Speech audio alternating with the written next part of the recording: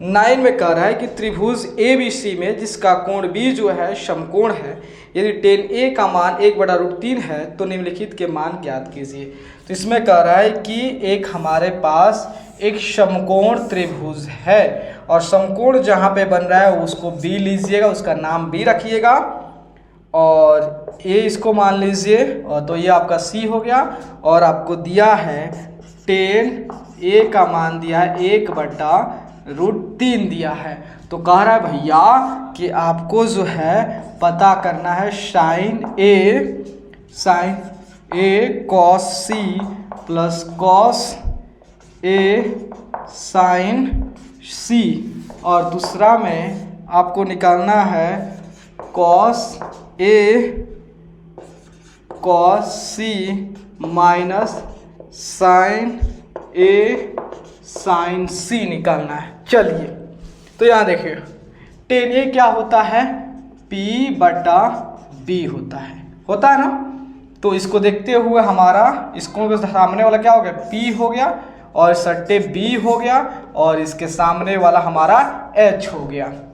तो P क्या है, तो P हमारा 1 है और B क्या हमारा √3 है।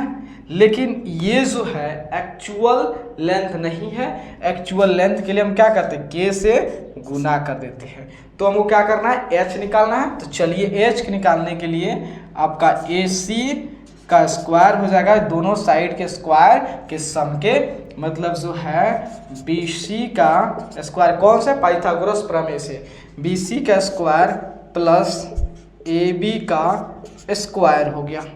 BC कितना दिया है 1K का स्क्वायर, AB कितना दिया है आपका √3K का square, K square plus 3K square होगा, √3 का स्क्वायर 3 हो जाएगा, तो 4K स्क्वायर AC ये हो गया।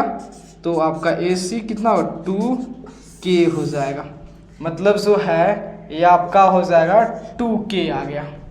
अब देखिए हमने क्या किया कि समकोण त्रिभुज के तीनों भुजाओं का लंबाई जो है पता कर लिया। अब क्या करना है, यहाँ पे रखते जाना है sin A बोला है, तो इसको सबसे पहले जो है हमें सबको लिख लेना पड़ेगा sin A, ठीक है, sin A। चलिए तो A को देखते हुए हमारा sin A क्या होता है, P/H होता है, ठीक है।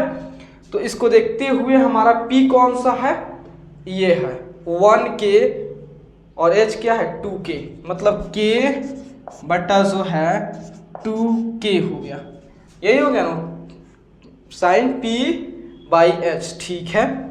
उसके बाद बोला cos A, K से K खत्म, मतलब 1/2। उसके बाद cos A B/H, तो B/H बोला है, तो cos देखते हो B कौन सा होगा, ये होगा, और H ये होगा, मतलब जो है √3 का K/H कौन सा है 2K, K से K खत्म, तो हमारा हो गया √3/2 हो गया। अब ये निकाल लिया। अब बारी है हमारा जो है sin C को देखते हुए। तो देखिए अब हमने जो है इस कोण को देखते हुए हमने साइन और कॉस का मान निकाल दिया। अब इसको देखते हुए इसके सापेक्ष में, इसके रिस्पेक्ट में जो है हमें साइन और कॉस का मान निकालना है। तो देखिए इसको देखिए C को देखते हुए अब हमारा P जो है ये हो जाएगा, तो इसको P का हम ऐसा ही लिख देते, ठीक है, P हो गया। और इसको देखते हुए हमारा B ये हो गया और H यही रहेगा, ठीक है। तो साइन C ये भी P/H, तो P/H होगा, लेकिन इसको देखते हुए P कौन सा होगा, हमारा ये होगा और H यही होगा। तो आपका आ गया √3K P/H क्या होगा 2K हो गया, K से खत्म हो गया, √3/2 हो गया। उसके बाद cos C, तो इसको देखते हुए C को कोण को देखते हुए cos का मान क्या होगा B, तो B हमारा यहाँ पे है, ठीक है, B/H मतलब आपका K/22 होता है 2K आ गया, मतलब 1/2 आ गया।